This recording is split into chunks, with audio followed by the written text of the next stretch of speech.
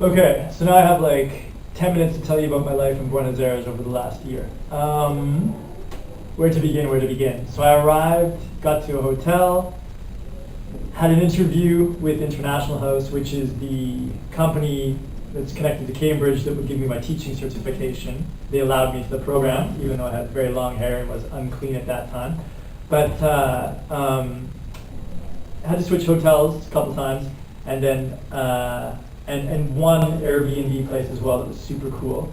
But then I found an Airbnb that I could stay at in Chacarita, and that place had amazing views of the sunset, like my favorite thing ever about that part of the city. I've got some pictures or footage of that, amazing.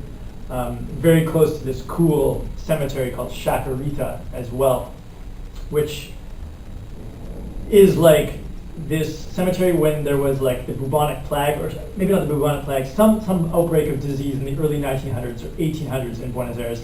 They would just bury people there by the like truckloads because so many people were dying.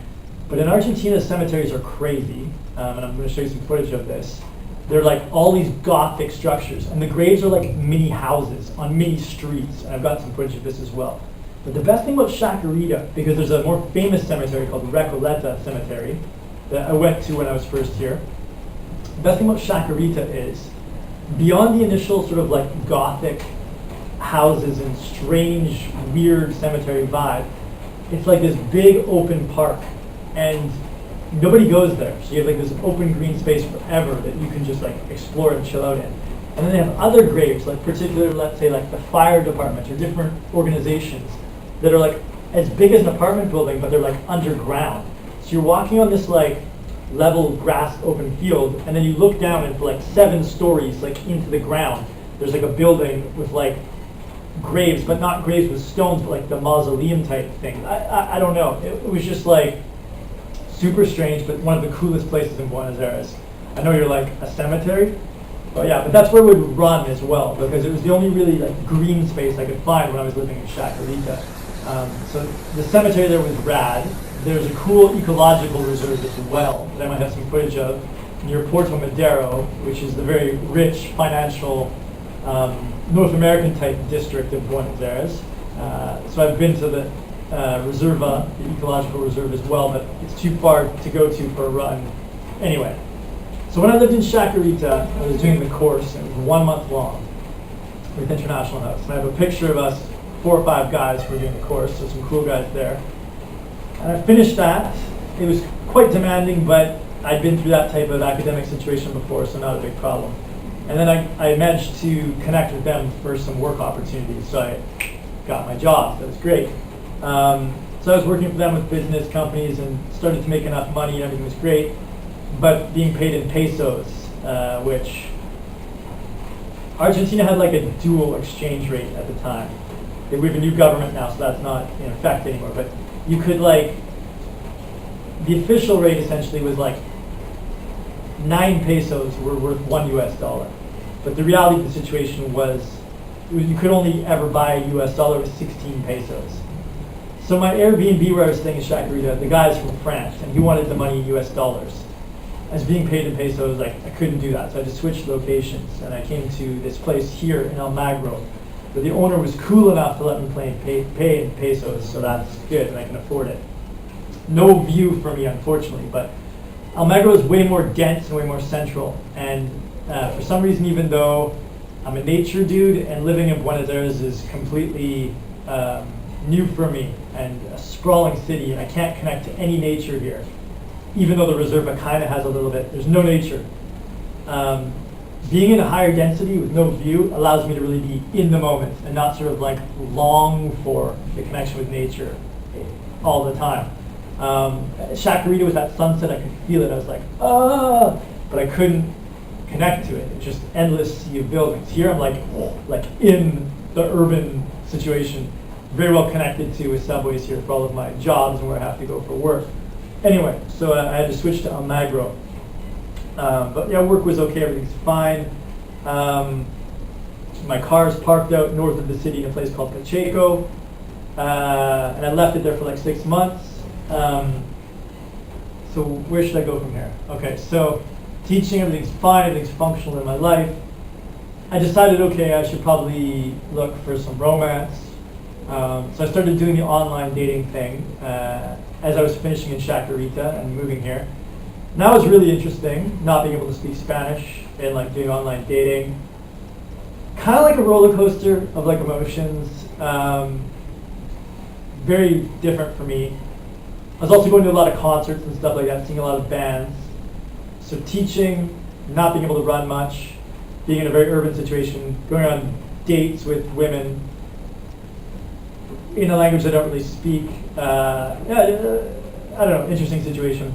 But I guess somewhere along the line, I don't know why, maybe psychological stress, or maybe just not getting any exercise, my stomach started to cause me problems. And that lasted for maybe like 2 months, 3 months, I had problems.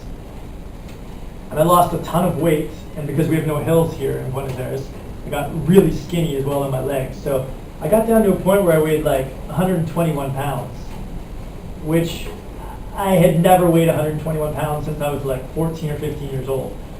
So super, super skinny. Anyway, so whatever, life's moving on, things are going okay.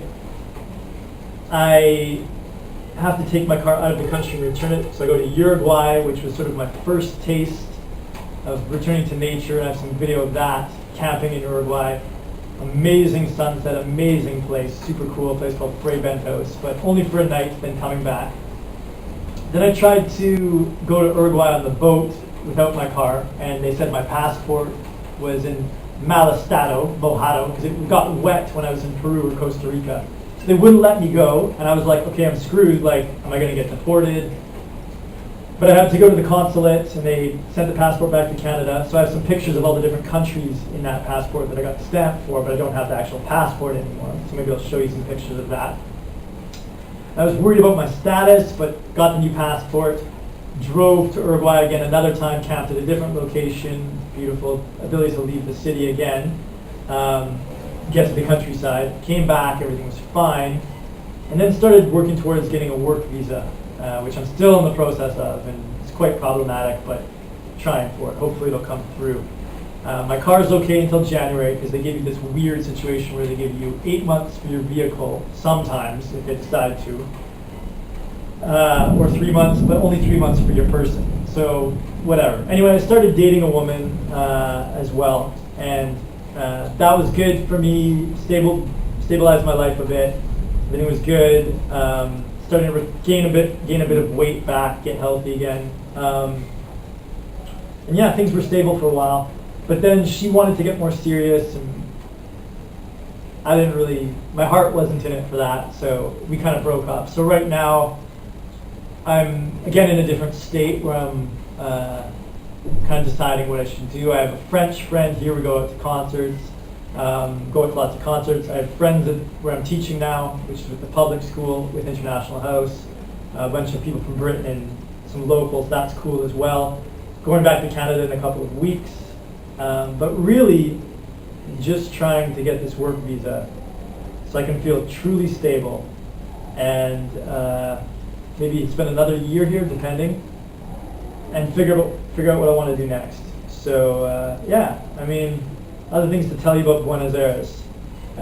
When I arrived here, first of all, it was amazingly sunny. I loved it. I was blown away. I was like, wow, this place is paradise. Humid, warm, sunny, great. Winter was way colder than I expected, but last winter was okay. This summer was very warm, awesome. We had a lot of power outages because they don't have enough money to give everyone electricity, so the power gets cut. But we have a new government now, which we only have one exchange rate, and in a few years maybe the economy will be better. Right now it's about 15 pesos to the US dollar. And this is a very cold winter right now, so I'm waiting for the summer to come back.